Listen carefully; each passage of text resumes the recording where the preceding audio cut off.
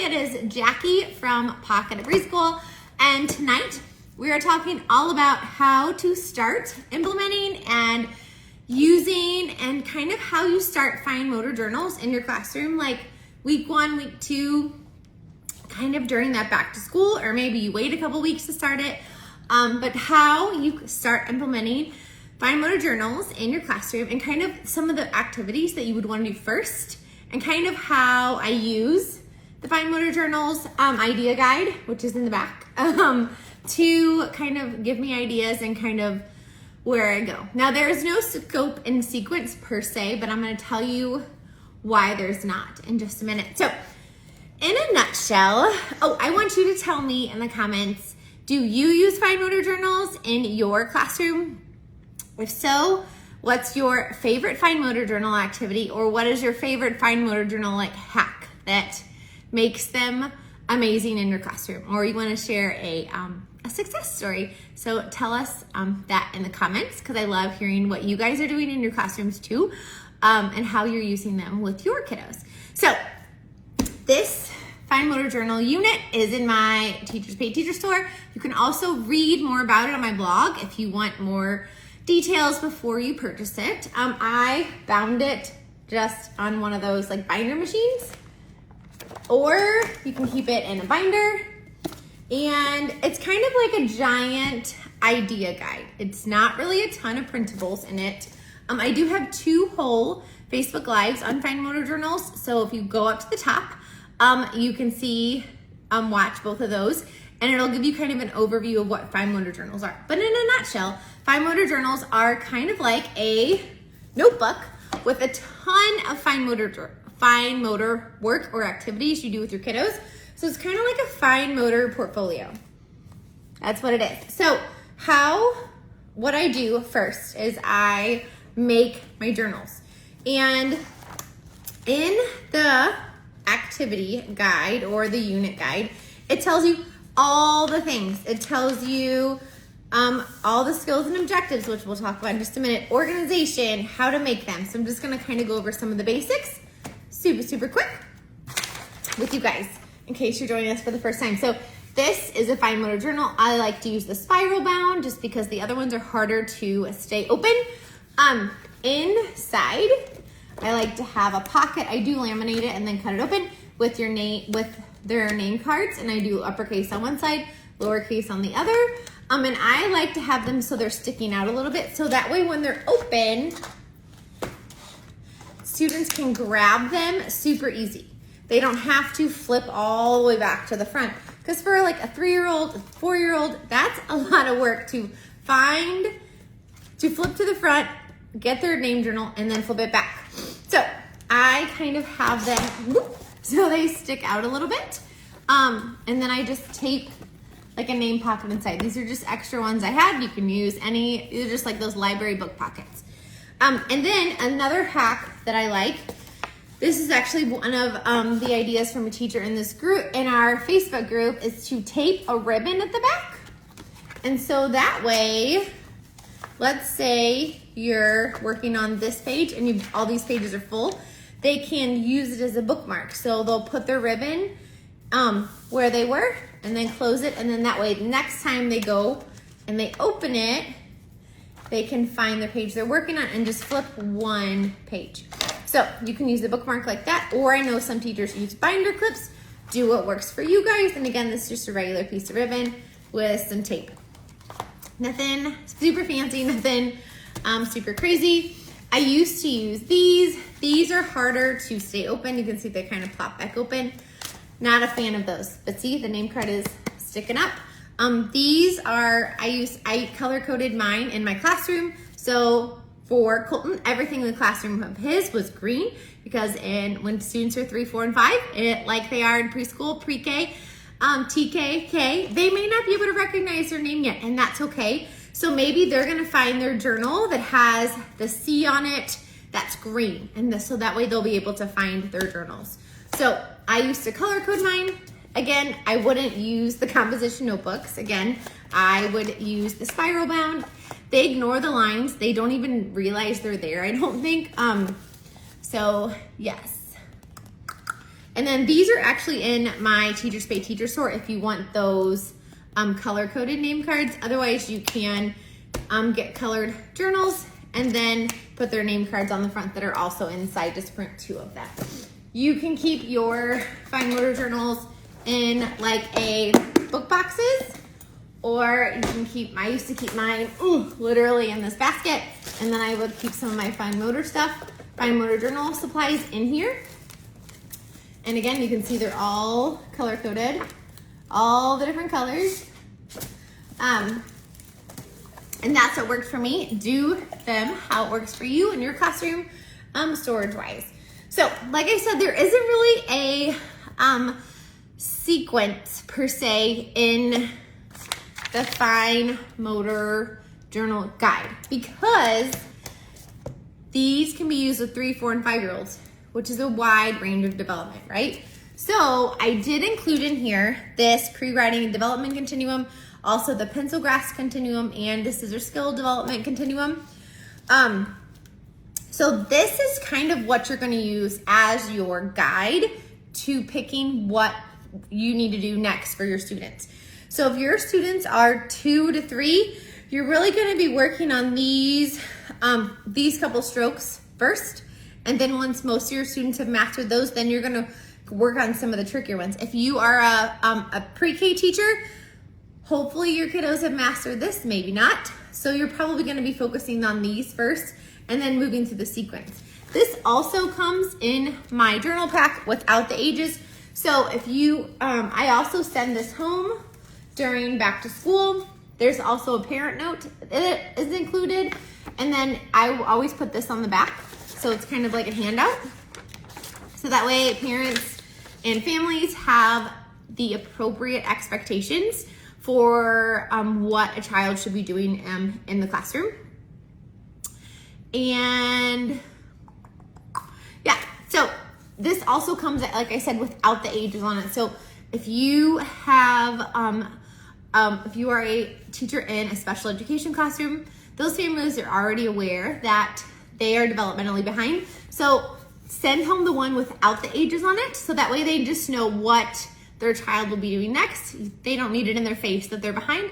They already know that, no big deal. But they still need to know kind of where they're at on the continuum and what skills they will be working on next, so that way you can keep it positive no matter where your students are. So that's why there's one with ages and one without. So send this home the first week, or in your whenever you start them. Maybe you wait 2 weeks to start them. Also, I like to send these home not that first week of school, not the second week of school, probably week 3 or 4. It is a donations note.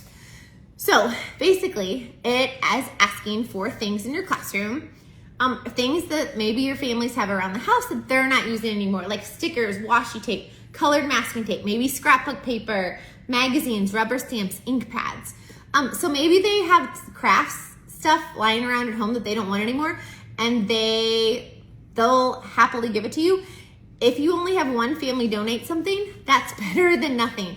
Usually when I would send home donations, I would get 1 or 2 families to donate something, send it home like 4 months later, and then maybe 2 different families donate something. Or maybe you get random donations during the year. You can also put this in a box. If your whole center is using fine motor journals, put this in a box and keep it by the front office, and families can drop things in as kind of, they clean out things, right? This is also really good to send home in January when everybody is organizing and cleaning all the things. So this is in there too, so that way you're not buying all the supplies. So send those couple things home. I do also like to keep these on rings. So that way, if I have a volunteer in my classroom, if admin comes in my classroom, if I have a substitute, whoever is coming to my classroom, I can hand them this. And that way they can know the age, what is age appropriate. Because maybe they don't know. Maybe they're a random sub, or maybe they're just somebody that got stuck in your classroom because you need an extra person that day, which happens, right? But that way they're not having your students do something that's too hard for them and making them frustrated. So this is really nice to keep in your little basket to give to admin, subs, whoever is coming in your classroom. there also is a letter formation chart. So it kind of breaks down the different types of lines, and it breaks down what letters make those different types of lines. You have heard me say many times, and kindergarten teachers, this is why. If you are teaching 3-year-olds, a child who is 36 months old, expecting them to make a lowercase g or an X. X is 5 years, guys. That is not developmentally appropriate. So I always teach uppercase letters first, because if you look, uppercase letters are made of the easier letters, right? So, and if you're combining different lines, that's trickier than just making two different lines and putting them together. Like a G is like what? It's like a big curve and a line in. Like a lot of these lowercase letters, they're multiple lines combined. Their wrists are going a lot of different ways. They're doing a lot of transitions movement-wise. So I teach uppercase first, and that's why, because that's what's developmentally appropriate. Now, do I also teach lowercase? Absolutely. Now, do I transition my friends from uppercase to lowercase when it's developmentally appropriate, when their hands are ready? Absolutely. And fine motor journals are the perfect way to make your little kiddos' hands super, super strong. So just want a little tidbit about why I do uppercase first, and why you see sometimes my students' names in uppercase first, because that's what we do first. Because I also want kids loving writing and loving writing their name and loving to make letters, because if you're having them do something they're not able to do, you're just gonna make them frustrated and hate whatever they're doing. That's not our goal, right? We want them to love writing their name and all the things. So start with uppercase first and move on from there. So we got our journals ready, right? We have our sequences down. Now, what do you do first? So, let me tell you one more thing, and then we'll do what do you do first. So here are just some of the skills that students will be working on when they're doing fine motor journals. So they're gonna be just working on overall hand, wrist, finger strength on arms and core as they sit in their chair. They're gonna be working on pencil grasp. They're gonna be working on scissor skills, hand dominance, muscle memory, which muscle memory is something that your body does. It's like a skill. It's like a movement that your body memorizes. It's kind of like when you go to yoga, right? The first couple times it's a little bit tricky, and your body starts to remember those movements. It's called muscle memory. So it's the same thing with writing, making that curve going around and or making a circle going around and stop. That's muscle memory. So we want to teach them the correct formation and the correct muscle memory, so that way we don't have to go back and reteach, right? And undo that muscle memory if they learned it the wrong way first. So we're working on muscle memory. We're working on visual perception, which is the ability to interpret and make sense of what we see. Bilateral integration, both hands kind of working at the same time. Hand-eye coordination, visual motor integration, so being able to see it, process it, and do it. So like tracing a line, tracing a zigzag, copying a circle shape. And then we're also working on all of those pre-writing skills. And all of that is in that parent note. It's also in the packet for you guys as well. So if your admin wants to know why are you doing this, you can tell them what you're doing. And those are objectives you can put right into your lesson plans if you have to turn them in. So now we got our journals. You guys got all those made. You got the pockets and all the things. So now what do you do that first couple weeks, right? So the first week, we are just working on the routine, kind of like everything else during back to school, right? We are going to be working on finding our journals. So what is your routine? Are your journals already out when they come to the table, or do they get them out of a basket? So if they get them out of a basket, they're gonna have to find theirs in the basket, get it out, come and sit down at their chair, and get ready to go. Which for me, sometimes we would have our journals, most of the time, I would have them out for them on the tables already. So they would have to get their journals ready when they sat down. So that would be finding the next page. So if you're using like a bookmark, they would have to open it up and find the next page. Or maybe you're having them find the next page, or maybe you're using a binder clip, whatever system you do. So opening that journal up, finding that clean page, because that is tricky because you don't want them opening up any page because we want it to go in order. So that way you know that this is day 1 and then this is day 2. So when you go back and you're comparing, okay, here's how they were writing their name to here's how they're writing their name now. You want to be able to compare it accurately. So that way too, if you don't have time to date it every day, it's no big deal. It's in order, right? We did this first, or maybe you just want to put August in the corner, and at the end of beginning of every month, you can put September in the corner, and then October, so you don't have to date it every day. But that way they're opening to that next page. These are also great to use when you are showing parents a child's how they've grown at parent-teacher conferences, or to use in your evaluations from your admin. So week 1, we are just sitting down, opening to that new page, and waiting for directions, right? So that's that routine. So we're practicing the routine. And then we're also gonna be, if you have a composition notebook like these, they're gonna have to practice opening to that next page and then smashing it, right? This is why we don't use these anymore, because that is frustrating. Live and learn, my mistake. Use spiral notebooks, because again, they don't notice these lines. They really don't pay attention to them. So we're gonna practice opening and closing, and then we're also gonna practice using our name card. And you wanna have a journal too, because you wanna be modeling it just like you wanna be modeling anything else you do in your classroom. So this is obviously my journal, Miss Jackie. I got my little name card. You can also model the routine and all of that as well. And yeah, so we got it open. You can practice using your name card. And now we want to practice using all the different supplies those first couple weeks that they are going to use all year long during fine motor journals, or the school year, really, right? So that first week, maybe the first day, we're just going to talk about how, okay, here's what we do. We sit down and we find a clean page. Now, we're only going to draw on this page. We're not going to turn to the middle, and we're not going to turn to the next page.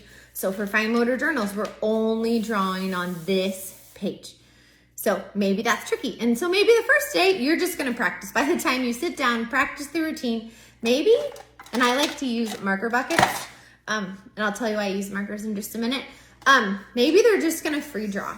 Maybe they're just going to draw on their journals, and we're just practicing on not flipping and turning the page. We're just going to draw, and they're going to free draw, and we're going to practice closing the markers, hearing that click, and putting it back in the bucket with the color up. So again, super, super basic stuff. We're still learning how to use all of our supplies. No big deal. We're not coloring on the table, closing that marker, hearing it click, putting the color up. And maybe that's all we do for the first day, because guess what we have to do? We have to practice putting our bookmark in, or putting the binder clip on, whatever you guys do. So you can say, okay, when you're finished, what we're gonna do is you're gonna take your ribbon out and you're gonna put it in your journal right where you were, and you're gonna close it up. And that's gonna be end of day 1. Super simple. And then for day 2, they're gonna practice opening their journal, moving their ribbon, and then turning one page to a new page. And then maybe day 2, maybe you're going to do dots. So making types of lines is also another thing we do on our fine motor journals. So when you make dots or any type of line, you could be making dots, you could be making zigzags, all the different types of lines. I like to have this visual out. I usually like to make up a story and say, okay, we're gonna make dots in our journal today, like dot, dot, dot. And we're gonna use one marker, we're gonna open it, put our marker cap on the table, and we're gonna hold our paper with the other hand, because how many times have you seen kids draw and it's doing this because their other hand is over here? So we gotta tell them kind of what to do with their other hand, right? So you're gonna have their hand hold this page so our journal doesn't wiggle, and we're gonna do gentle dots with the right. So basically, you're practicing using the right amount of pressure. So dot, dot, dot, dot, dot, dot, dot. Okay, now that you guys watch me, now you guys try in your journals. So it's always teacher does, kids does. And I always talk through everything, all the different types of lines. So even if you're in kindergarten, I would still practice using these dots, because it's a lot about practicing that routine. So again, you're gonna say, okay, today we're gonna practice doing dots in our journal. Okay, I'm gonna do it first, and then you're gonna do, okay, watch me first, ready? I'm gonna hold my journal with my one hand. I'm gonna make dots with the other. Dot, dot, dot, dot, dot. I wanna use a different color, so I'm gonna close my cap, put it back in, I'm gonna get another one. And then I'm gonna hold my journal, and I'm gonna go dot, dot, dot, dot, and I'm gonna be gentle. I'm not gonna stab my paper. I'm gonna be so gentle. And I'm gonna close my marker. Okay, now you guys try. So again, we're just practicing that routine using the appropriate amount of pressure. When we do the types of lines, we always do it, or I always have my students do it on this one side. And then you can talk about how once your page is totally full, like it would be totally full of dots, say, okay, if you finish early, or if you're finished doing all of your work on this page, you get to free draw on this page. So you can practice, they can practice free drawing on the other page. And not opening that journal and going to a new page. So that would be day 2, super, super simple. Maybe the next day, you're going to do a super simple sticker collage. So I always have a giant bag of random stickers in my like sticker bucket. And I just have a whole bunch of them. A lot of them parents have donated. I've taken from my kids' old junk. I grab them at garage sales. All the things, Target, Dollar Spot, and I just put all these stickers out, and we're literally just practicing using stickers. Now, this is a great time, these first couple weeks, to assess your students. Who can pull a sticker off and put it on? Who can't pull a sticker off? Which that sounds really silly, right? So if your students are struggling pulling the stickers off, what I like to do is pull the back off. Like this one already has the back off. So all you do is, I tore that one. And some stickers are easier to do for this than others. You're just gonna pull off that backing.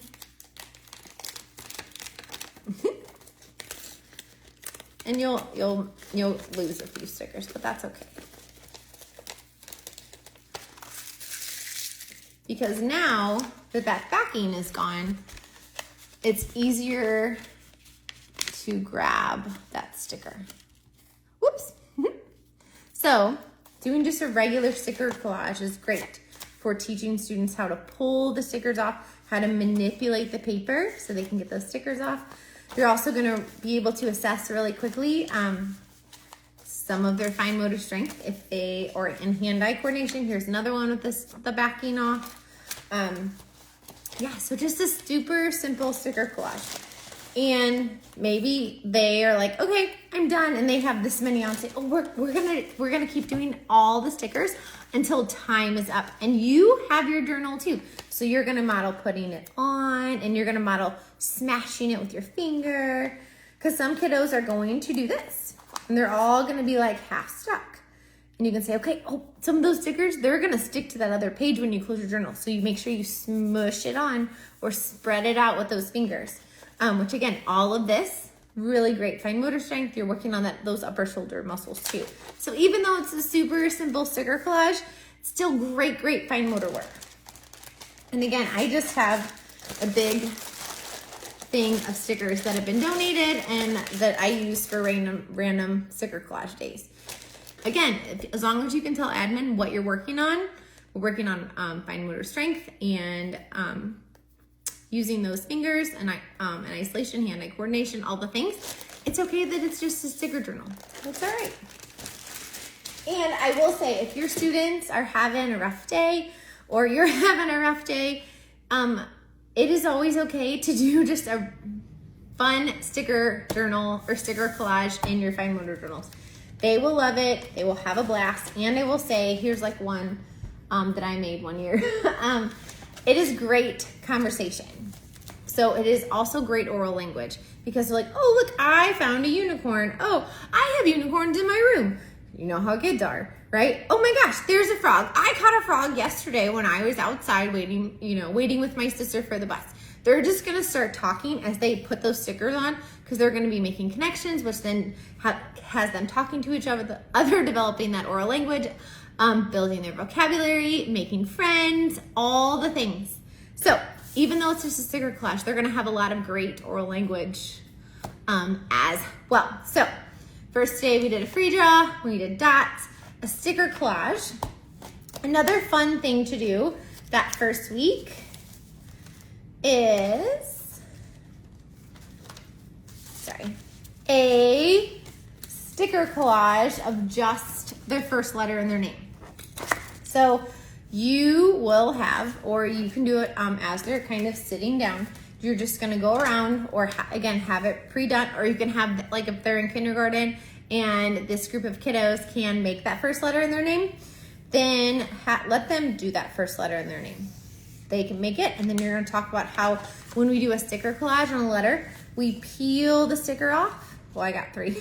And you're gonna smash it on the line, okay? And then once your sticker's full, then you can use the rest of your stickers for decoration on the edge. And again, once they finish, let's say they use up all their stickers, I always let them free draw on the other side. Now I know you're thinking like, oh my gosh, I don't have all these stickers. It's okay. Don't feel like you have to give a kiddo a full sheet of stickers every time. You don't. You can totally cut it in half. You can cut it so maybe they each only get 2 strips. And that's okay. And again, if you need to pull off that back, oh geez, I can't get that one off by itself. But if you need to pull off the back of the stickers, so it's just the stickers without the backing, you can do that too. Totally up to you, but you don't have to always give them a full sheet of stickers. And if you do, maybe they have all of these left and they can use it for the next time too. It's not a like use it once and then it's no good type of thing. And for those little stickers, I have like a whole little baggie full, and I have a whole bunch of different kinds. A lot of my favorite ones are these like trend stickers. If you buy them off the Trend website, they usually have a coupon and they're cheaper than Amazon. Or if you have a local teacher store, that is the best place to grab them. Office Max sometimes has them. But I love just the little Trend circle stickers. So yeah, so I just love these Trend ones, these Trend stickers. And if you get Kindergarten boxes, sometimes, or any of the, they sometimes have them.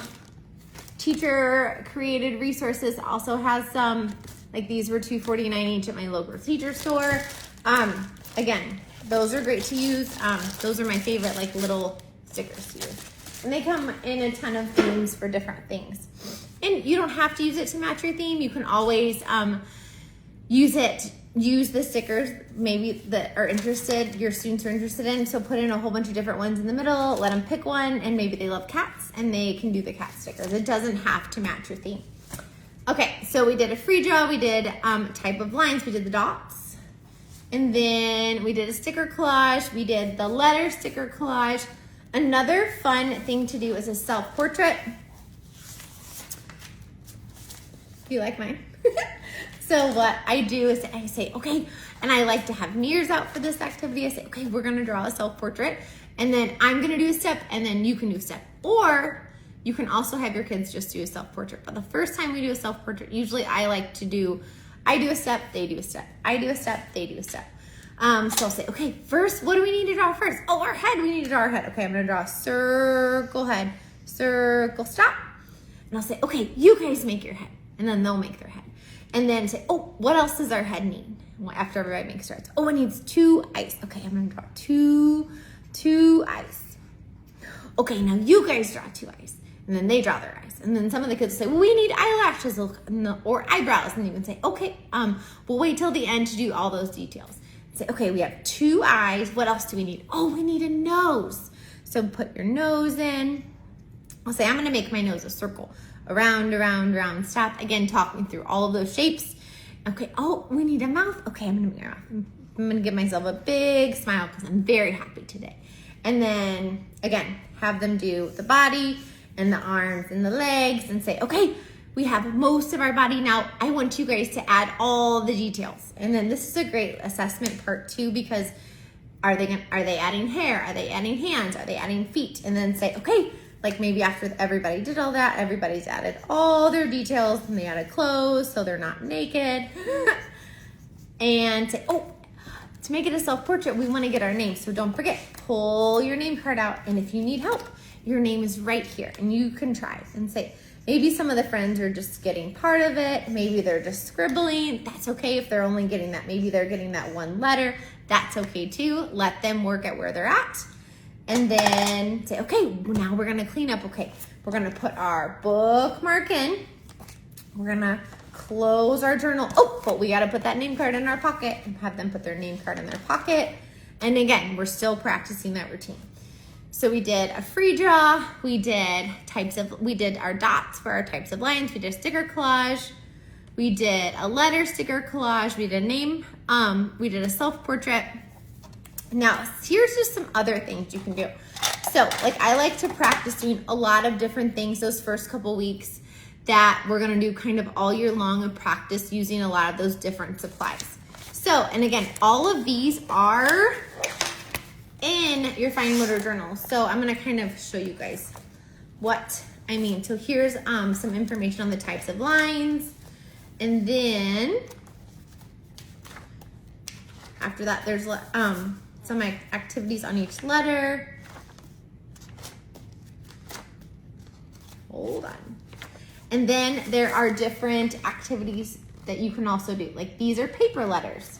And then there's also a section on cutting shapes and a section on cutting lines. So let me show you some of the ideas that I like to do. So I kind of like to take all those different types of activities and I like to do some of them those first couple weeks. So for those first couple times you have your friends doing fine motor journal. So maybe another day we are just going to do a letter collage. So these come with your fine motor journals. The letter printables, I just print them on Astrobites paper and then cut them up. I like to keep them in these little buckets. These are just little like food buckets, like from the dollar store. I like them because they can stack. Or these are two different sets, but they can stack. And yeah, these are great. So that you put out, I have uppercase in one bucket, lowercase in another. So again, we're just practicing. Okay, when we have to glue something on, we're gonna open our glue stick, turn it just a little bit.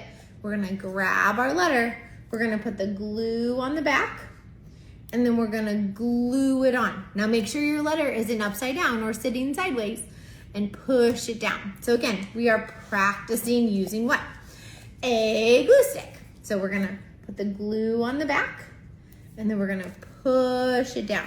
And we're gonna make sure our letter is standing nice and tall and it's not standing on its head or sideways or sleeping. That's what I always say. Is your letter sleeping or is it standing up nice and tall? So paper letters are another fun one to do. You can also do paper, you can do a paper number collage. Again, I keep those in buckets. And again, I have a ton of activities for numbers that get more challenging, for the paper letters that get more challenging. But again, I just want them to practice using the different things that we are gonna use all year long for fine motor journals. So look at all those different activities and do that first one. That's the simplest one in each of those sets. So we did our numbers. And then you also wanna practice cutting strips. So how I keep my strips is, this real quick. So I have different baskets of strips, paper strips. And again, this printable comes in your fine motor journals pack. I just printed on Astrobites paper. So I have some that are like a 2-inch line. I cut some that are like 1/2 inch. Obviously, these are the ones we want to use during back to school. Again, depending on the age of your kiddos.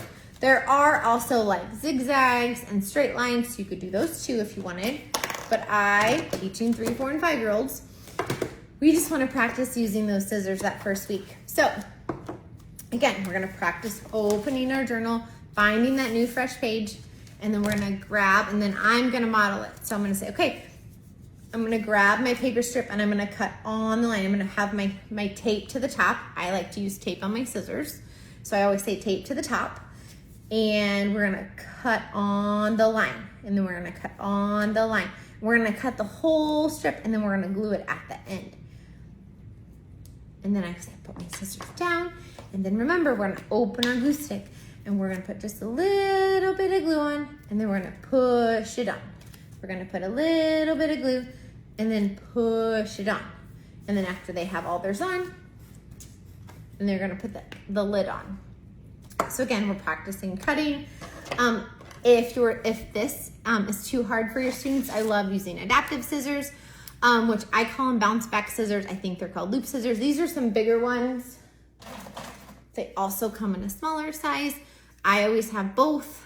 You can get them on Amazon. I have it at the top, well, not top of this post, but in the other journals, which I'll put the link for this after we're done. I have a whole Amazon list of all the fine motor journal supplies I have.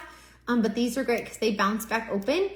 And I also love using these when their hands get tired. So if you have a friend who maybe did 1 or 2 of these strips and then he's like, I can't, I'm so tired. My fingers are like, because the cutting is hard work. You can say, okay, no worries. Here, why don't you try these I call them like bouncy scissors. And then that way you can still cut and it won't make your hand so tired because it just bounces back open and helps you.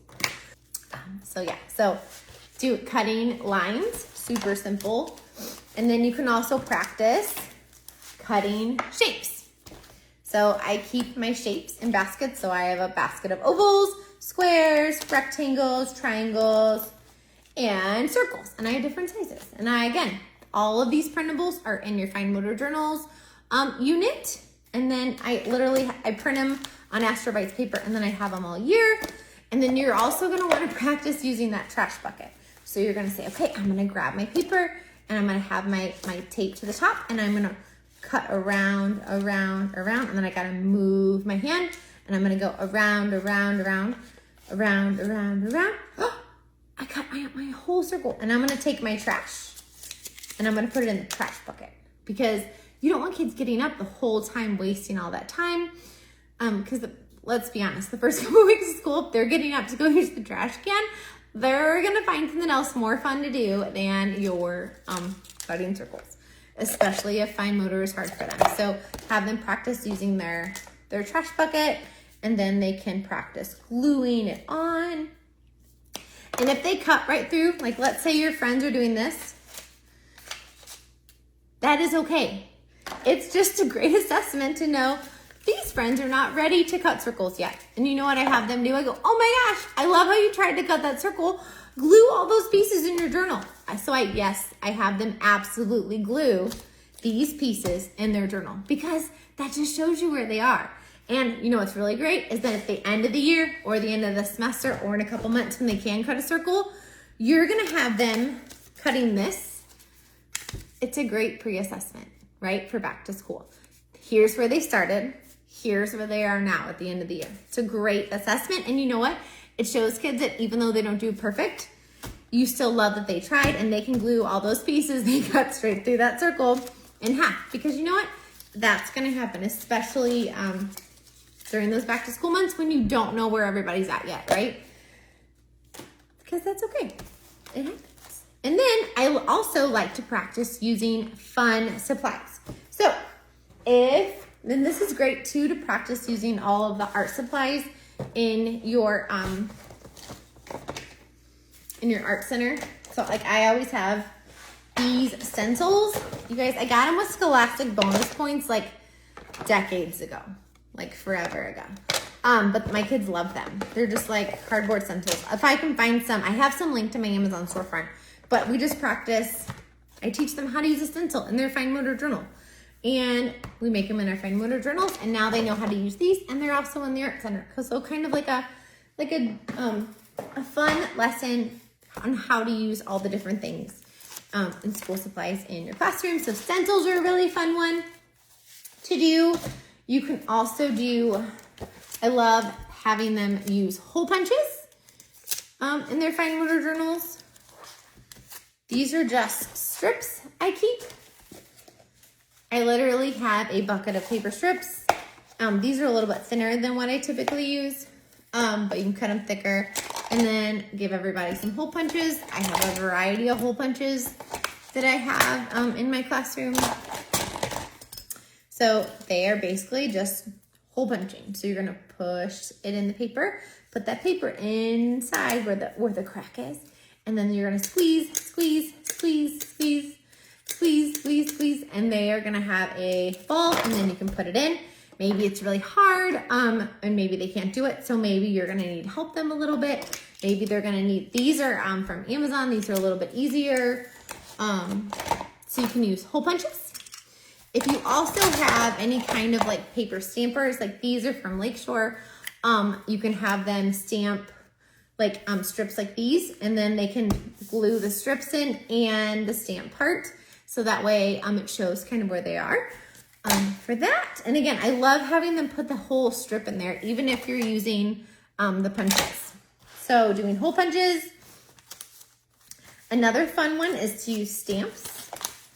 And I know it sounds like a silly fine motor activity, you guys, but you're teaching your friends, your kiddos, how to use all of these different supplies. But this is another great assessment, because are the students stamping them upside down? Do they not notice if the letters are upside down? Are your friends stamping them in a row so they know what position these letters go in? So again, just using stamps, you could use letter stamps. You can also use just any kind of fun stamps you have in your classroom. And you guys, some kids will have never used stamps before, so you're gonna have to teach them how to stamp in the stamp pad, and then stamp their paper, and then stamp the stamp pad, and then stamp their paper. And when they're using stamps, they're using all of those finger muscles, and when they're pushing, they're using that shoulder. So they're doing a lot of fine motor work as they're doing the stamps. Let's see. So we got stamps. I also love tape. So this is just some masking tape. I have colored masking tape in my classroom. And you say, we're just gonna do a tape collage. So you're gonna show them how. This is like the electrical tape kind. I don't like this kind as much because it stretches, so don't use this kind. But it just happens to be what's close by me. So I teach them how to pull a little bit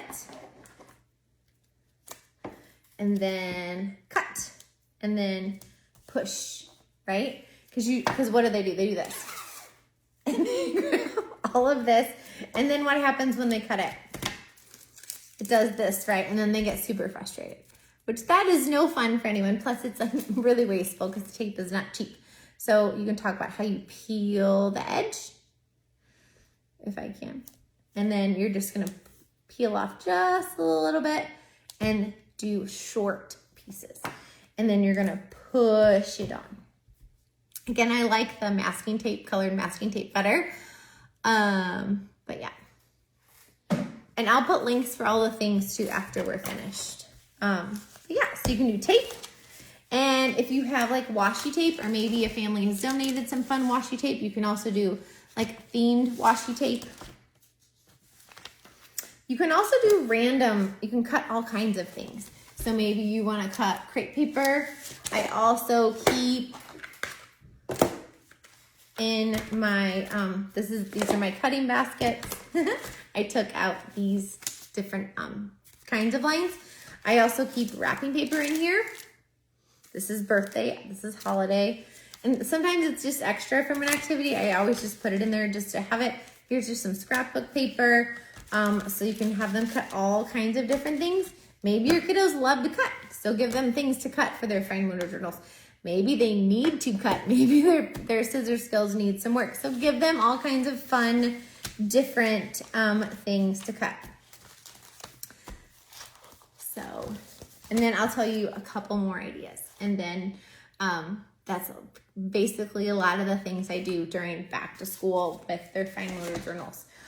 So I also like to do, usually when I did fine motor journals, I would try every week and do at least one cutting a week. I would do at least one sticker a week, whatever they liked. So maybe they really liked tape, or they really liked the paper letters. So I would try and do that once a week. I would try and do different things during the week, but you also want to do different types of lines. So let's say it's back to school, right? That first couple weeks. In your fine motor journal pack, at the back, are all kinds of fine motor journals by theme. So here, there's like seasons and holidays, like here's all about me. So each theme has 6 ideas, and there's different ones. So there's cutting, and there's types of lines, and there's stickers, and there's names for each activity. And I want to say there's like over 500 activities in here. There's tons and tons of themes. So for back to school, what I would do also is I would look up and say, okay, we are doing a school theme. Here are all the themes for all the ideas for back to school. So they can do glue dots. You can do, you can pretend to walk to school. You can do a letter, like S is for school, or it's really S, it's a blend. But anyways, you can do friends and use Colors of the World crayons. You can pretend to make zigzags, which is like scissors cutting. You can just do a letter collage. And then also, I forgot to tell you about this. So, and one thing I like to do after you do the initial dots is I always like to make my types of lines. I like to have a story, and just to make it a little bit more fun. And then I also like to have them connect it to a letter. So that way when they're making the letter, they can go, oh yeah, that's like a candle. So if you are doing back to school, and let's say you have some little counters out of some people. Like I have these little people counters out and say, okay, when you walk to school, we're gonna make walking lines in our notebooks. So I would also grab the types of lines, and I would say we are going, of course I can't find it right now. Of course. Let me find it, maybe I can. There it is. So I'm gonna say, we're gonna make dashes, and we're gonna pretend these are our feet. And so my dashes are gonna go the other way, sorry. Okay, we are gonna make instead of making really long lines, we're gonna make short lines, and these are gonna be like our feet. So I'm gonna put this in front of me to help me remember how those lines go. So I'm gonna walk, walk, walk, walk, walk, walk. And so I'm gonna go straight line, straight line, straight line, straight line, straight line, straight line. And I'm gonna stop because that's the end of my paper. And maybe I wanna switch colors. Now you guys try. Now, and then they're gonna try. Now, if you also have a friend who's having difficulty making those types of lines, you can go in their journal and you can say, oh my gosh, I made these yellow ones. Can you trace them in your journal? And then they can trace them in their journal. So for students who are struggling, they can totally trace and then try and do some of their own. But you will hear students go, walking, walking, straight line, straight line, straight line, straight line. Again, we're making that muscle memory. And say, oh my gosh, do those walking lines, do those look like any letter in the alphabet? And they'll go, it looks like the lowercase L. And you're going, oh my gosh. So now on this side, let's make lowercase L's. Line down, stop. Line down, stop. Line down, stop. Line down, stop. Okay, you make lowercase L's. And then they're gonna make lowercase L's. So like if you're gonna say, okay, like maybe this is a different day. You're gonna say, oh my gosh, look, when we use our scissors, it kind of looks like a zigzag. And you're gonna have this already out. You're not gonna be flipping like me because you wanna be prepared for your lesson, right? Okay, Of course, I should have had this ready for you guys. So there's also types of lines that go down. So you're gonna say, okay, we're gonna cut down. We're gonna make zigzags that go down our paper. So sometimes I like to use sound effects too. Zip, zap, zip, zap, zip, zap, zip, zap, cut, cut, cut. Straight line, straight line, straight line, straight line, diagonal line, diagonal line. So use whatever words that you wanna use, and you model it one or two times and say, okay, you guys make zigzags down your paper like it's a pair of scissors. And they're gonna go zip, zap, zip, zap, zip, zap, zip, zap. Now, are they gonna look like this? Absolutely not, especially that first week of school. And again, if you see a student struggling, just say, oh, let me make some in your notebook for you. And then, okay, you trace it. And then they can trace it. And you can go, oh my gosh, now that everybody is done with their zigzags and their scissors, what letter does that look like? And they're gonna go, oh, it looks like the letter Z. Oh my gosh. So you're gonna go, oh my gosh. So I'm gonna make a Z on the other side. Zip, zap, zip. So it's kind of like a zigzag. They're gonna go, oh my gosh, it does. And then they're gonna make those zigzags. Zip, zap, zip. Zip, zap, zip. Zip, zap, zip. And then they fill up this whole page with Z's. So that's what I kind of do for letter formation. So again, if you're doing the school theme, you can mix in some of these along with all those back to school ideas you're doing. Or maybe you're doing an all about me theme. And guess what, you guys? I have a ton of ideas that you can do for an all about me theme. You can do finger stamps here. You can do kids jumping, which would be like the letter N or M. You can cut squares and make them into houses. You can rainbow write. You can do first letter in their name. So use those themes and then also do some of those beginning of the year activities. Do all those super, super simple basic activities of all using the materials you're going to use for fine motor journals all year. And then you can also mix in some for your theme. And somebody asked me a question and said, do I ever do hand over hand in my classroom? And I do, but I always, I ask first and say, oh, can I hold your hand and can we make it together? If they say no, I'm not gonna do it with them. I can say, okay, all right, can you watch me first? And then you can try. So I do hand over hand, but I always ask them and say, okay, can I hold your hand and can we make the letter together? Because if they say no, it's a no-go. Because all that's gonna do is cause a behavior because they don't want me touching them and it's their body. So if they don't want me to touch them, I don't. If they say, oh yeah, help me make the letter. Or once you do it a couple times, say, oh, can you help me make the letter? Can we do it together? Which is just another way of saying hand over hand, at least in my classroom. So I do hand over hand with my kiddos, but I always ask first before I try it. All right, so I hope you guys love all these ideas on how you can kind of get started doing fine motor journals during back to school.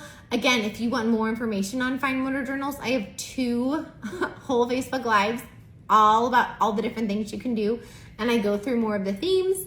And then I do have a blog post about it too. And again, there's tons of goodies in here. So much. There's printables. There's ideas for early finishers. Tons and tons of things in there. So I hope you guys love fine motor journals. If you want to see some more fine motor journals in action, hop over to the Pocket at Preschool Facebook group and put in the search bar fine motor journals and a ton of them will pop up of what people have done in their classroom. So I hope you guys have a great night. I will talk to you guys soon. Have an amazing